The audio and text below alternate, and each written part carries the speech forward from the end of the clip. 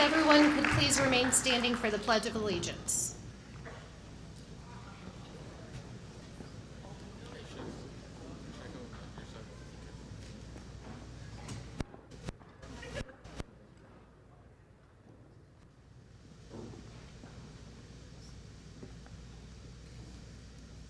I pledge allegiance to the flag of the United States of America and to the republic for which it stands, one nation, under God, indivisible, with liberty and justice for all. Please remain standing for the singing national anthem by the North County Singers.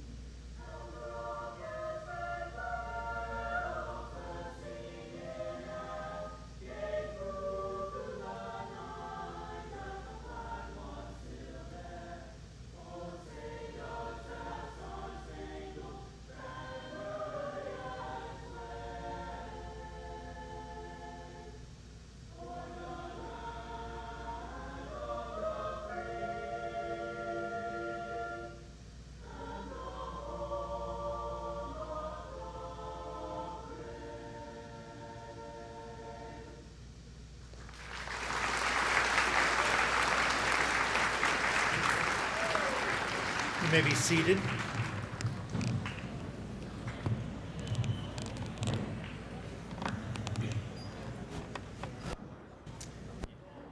This opportunity, first off, to welcome everyone to our annual Veterans Day ceremony.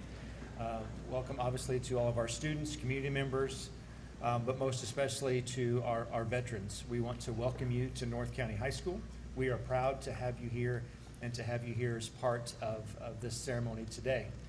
And in many ways, this is probably one of the most looked forward to events that we have of the year, because we have an opportunity to say thank you to an incredibly special group of people.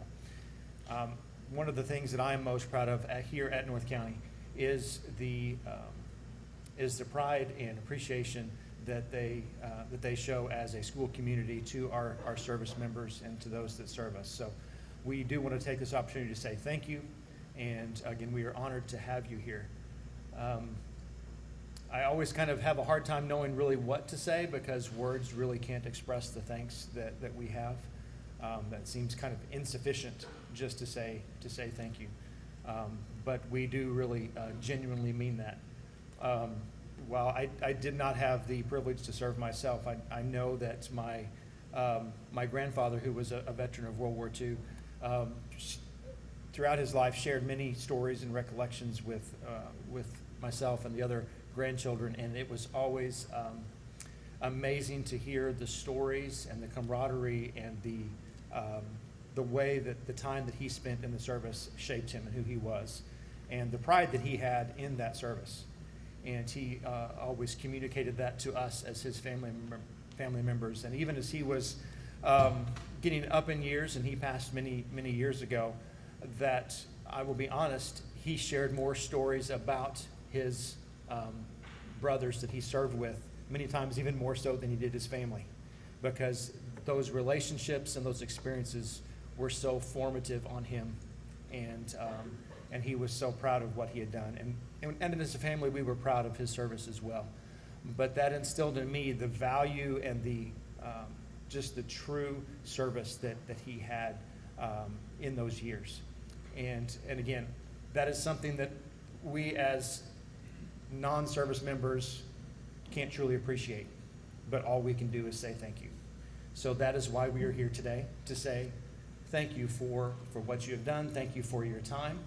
Thank you for your sacrifice and your commitment to serve our country, to serve the values that our country represents. And you, as those service members, represent the best of our country and our community. So from North County High School, I want to say thank you. And I hope this ceremony today just gives you a small token of that appreciation that we have. So we welcome you to our school, and again, thank you for what you have given for us. So at this time, I believe Ms. Reese Worthington is going to come and have a roll call of our service members. Veterans, when I call your name, please stand to be recognized. Private 2nd Class Rose Martinez, United States Army. Dick Cash, United States Army. Shannon Neese, United States Air Force. Sam Mercer, United States Army. John Kramer, United States Navy, 1967 through 1987, retired Chief Petty Officer. Mike Tilley, United States Navy. Francis Tilley, United States Army. Laura House, United States Marine Corps. Bobby Thomas, United States Marine Corps. Dawn Dickey, United States Air Force. Jessica Stevens, United States Army. Matt Crabtree, United States Marine Corps. Tracy Odgers, United States Army. William Murphy, United States Navy. Danny Long, 101st Airborne Division, United States Army. Fred Schnabel, United States Navy. Brad Engelman, United States Marines, E4. Josh Stark, United States Navy. John Troop, United States Army. Scott Johnson, E4, United States Army. Ron Kinney, United States Marine Corps. James Kahn, United States Navy enlisted, United States Army officer, 22 years retired captain. Kyle Ross, United States Air Force. Daniel Svoboda, United States Army Infantry. Mike Beckett, United States Army and Air Force, 34 years. Robin Worthington, United States Army. George Strawn, United States Army. Ralph Pinkston, United States Navy. And Gary Pruitt, United States Army. Let's give our veterans a round of applause.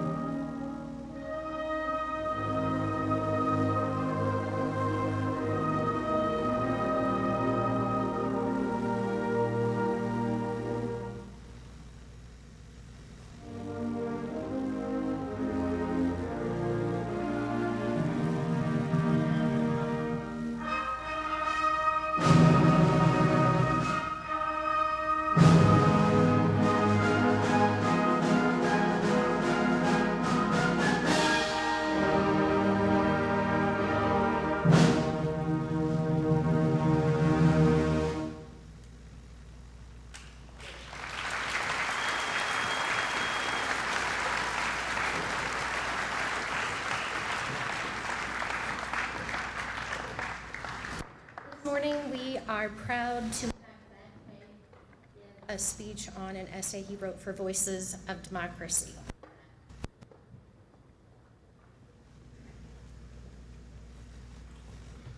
So the prompt for this essay was Forefathers' Vision. The essay, the United States of America was founded on principles that were aimed to create a society characterized by liberty, equality, and democracy. Our forefathers who drafted the Constitution and the Declaration of Independence envisioned a nation where citizens could pursue happiness and enjoy fundamental rights. However, as we examine modern America today, it is a central question whether the nation has lived up to these principles. The Declaration of Independence famously proclaims that all men are created equal and are endowed with certain unalienable rights, including life, liberty, and the pursuit of happiness. This foundational belief was intended to establish a government that protects individual freedoms and rights. To ensure this is a possibility, our forefathers created a system that could be changed to fit the needs of the people. We have had amendments, such as the 14th and the 19th Amendments, that expand equality to meet those foundational beliefs. While America has made significant progress in living up to expectations of the Founding Fathers, it is essential to acknowledge the challenges that continue. Problems such as racism, economic inequality, and political polarization highlight the ongoing struggle to fully realize the ideals of liberty and equality. The Founding Fathers themselves were products of their time, and their views on issues such as slavery and gender equality reflect the limitations of their perspectives. Luckily, the system created by our Founding Fathers allows us to fix these historical problems. Contemporary debates surrounding civil liberties, such as surveillance, privacy rights, and freedom of speech, continue to test the boundaries of the rights enshrined in the Constitution. The balance between national security and individual freedoms remains a contentious issue, prompting discussions about how best to uphold the Founding Fathers' visions in a rapidly changing world.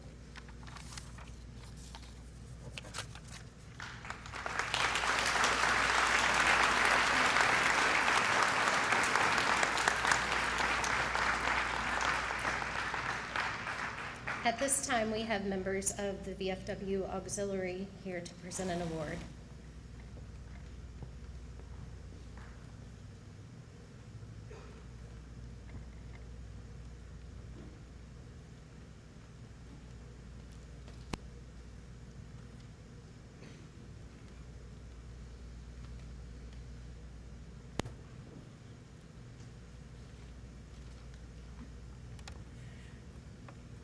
Hello, I am Pat Pinkston and this is Trula Missy.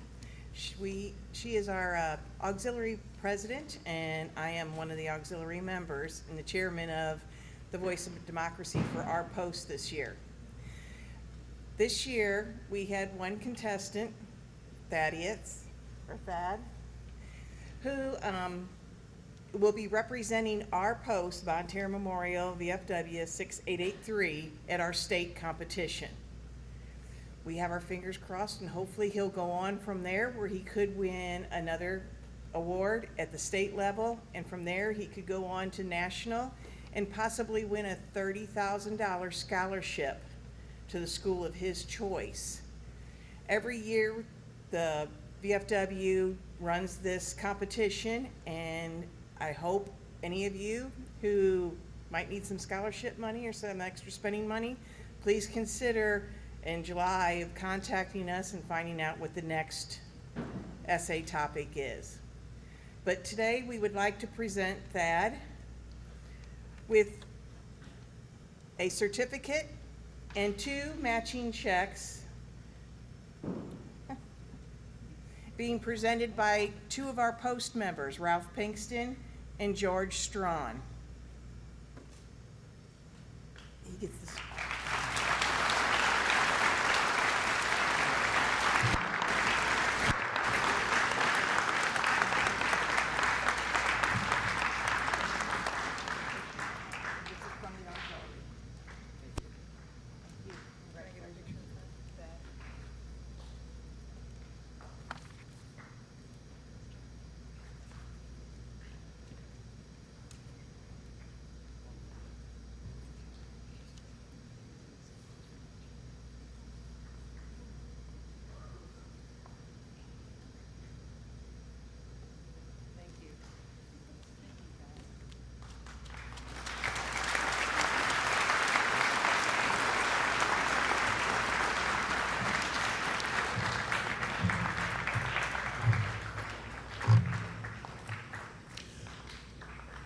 Good morning, everyone. My name is Jeff Cawley. I'm the director at UniTec Career Center. I was here at the high school for a number of years, and it's good to be back here this morning representing the district and thanking everyone who's in attendance.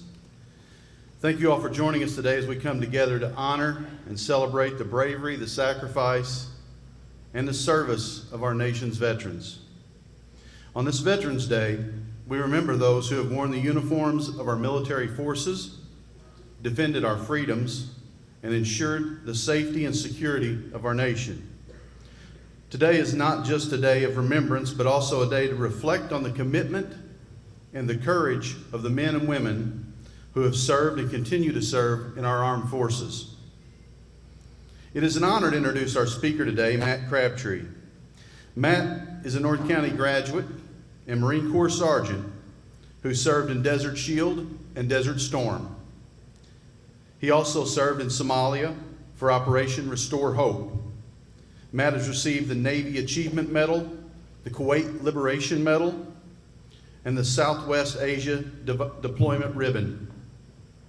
In addition, he received the Expert Rifle 6th Award. Matt brings a unique perspective to the meaning of duty, honor, and sacrifice. After his time in the military, he used his military benefits to go to college. While in college, Matt worked as a paralegal.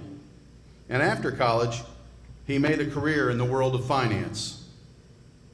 He now serves as director of Bonne Terre Chamber of Commerce, where he continues to serve and make a positive impact in our community. As we gather today, it is important to remember that the courage shown by our veterans isn't limited to just the battlefield. Their service embodies the values, the commitment, the selflessness, and resilience, qualities that extend to every aspect of our lives. Matt Crabtree's story is a testament to the strength of character and determination that all veterans share. As we listen to Matt's words, let us reflect on the sacrifices made by those who have served, and also now we as a community can continue to support our veterans and ensure their contributions are never forgotten. Please join me in welcoming our Veterans Day speaker, Sergeant Matt Crabtree.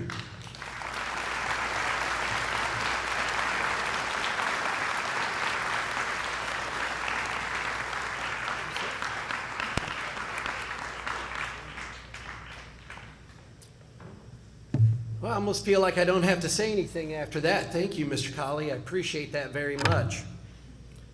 What I lack in height, I make up for in width. So if anybody has a problem seeing me, just look around the sides here and we'll get it done. I wanted to say thank you real quick to the North County faculty and staff, to the band and choir for your performances today. Thank you, Thad, for that essay. That was very nice. And a special thank you to my fellow veterans for their service and sacrifice, and to the family members and friends who continue to support them on their journey. Thank you very much. So my story is not anything fantastic or nothing amazing about it, other than the fact that although it wasn't in this location, we were over where the junior high is at now. Graduated in 1987. I started working when I was 15 and a half, so school was something that I enjoyed. I was in band, tennis, choir. I was a little bit too small after 7th grade to really participate in some of the sports that I enjoyed. Guys like Jeff Cawley got really big, really fast. So I turned my attention to work and tried to make decent grades. I was a good student, but I wasn't an amazing student. I was a good athlete, but I wasn't an amazing athlete. So I knew if I was going to do something else, I really needed to rely on something different for my life. Pretty much all of the members in my family have served in the armed forces. My great-grandfather was a first sergeant in the Civil War. My grandfather was in the Navy in World War I. My father was in the Navy in World War II. Got an older brother that was in Vietnam in the Army, an older sister that was in the Coast Guard, and another older brother that was in the Army. So what did I do? I joined the Marine Corps. First in my family to do that, because I kind of had a rebellious spirit. That got quickly knocked out of me in boot camp. In boot camp, I went to serve. I graduated high school at 128 pounds. They put me on double rations. Graduated boot camp at 135 pounds. What that taught me is you have to eat fast, eat all of it, because you never know where it's coming again.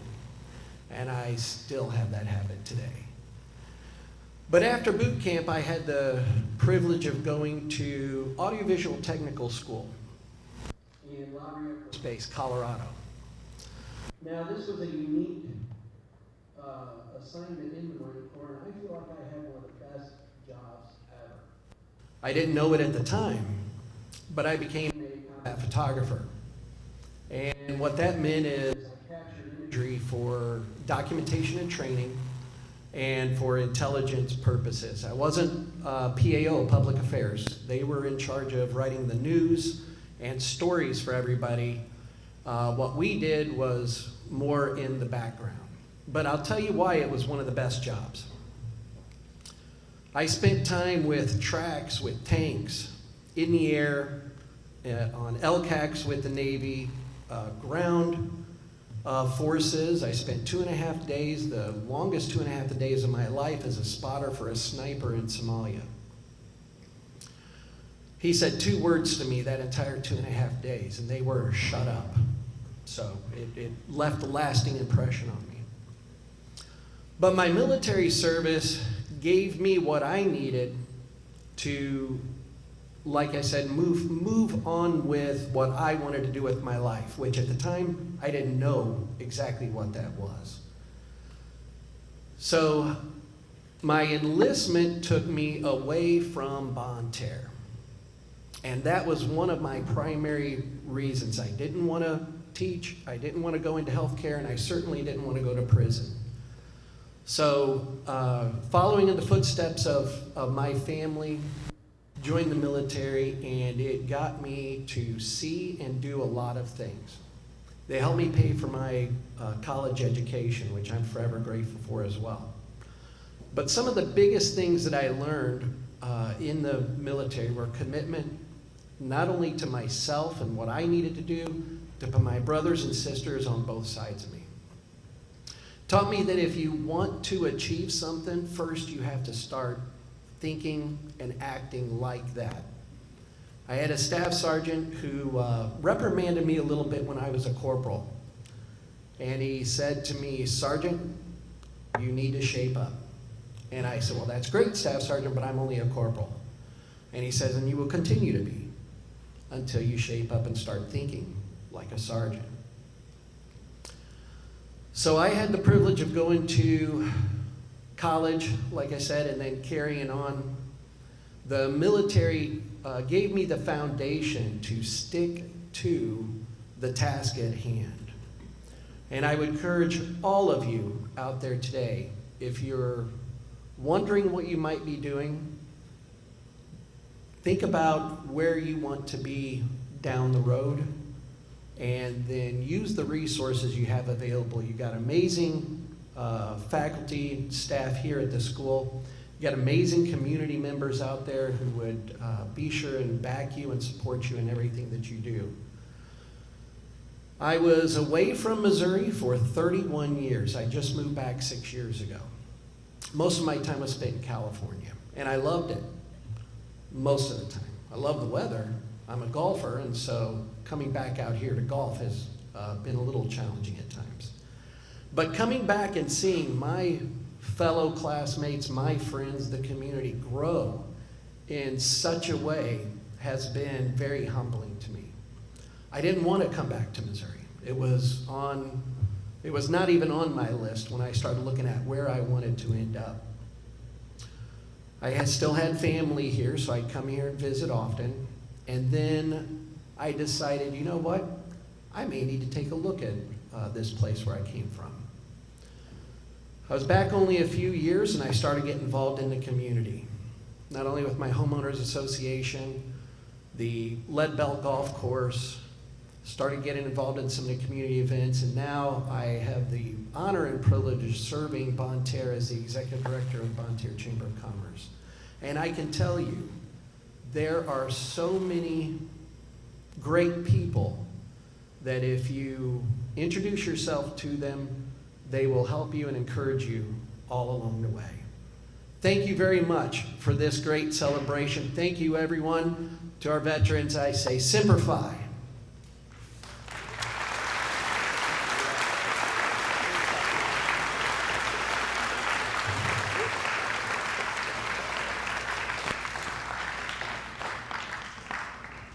Thank you, Matt, for that, for coming and speaking to us today. And again, we appreciate your service as we do all of our veterans today. As we wrap up today, I want to extend an invitation to all of our veterans that are here. We have a very nice meal that has been prepared for you if you would like to join us for that. We would be honored if you would join us for lunch. And then we would also invite, if you have any of your family members that are students here, they can join you for that as well. So when we dismiss students, if you have a family member that is here with us today, we would invite you to go ahead and join them at that time. So again, at this time, I want to just, again, thank the members of our veteran community for being here today and honoring us with your presence. And I want to thank again, the band, the choir. Thank you, Miss Woolard, and all of her students that worked so diligently to put this together. I know it is a labor of love and appreciation, and it's just a small token of the appreciation that we have for you, our veterans. So again, students, let's give them, again, a round of applause, and thank you for being here today.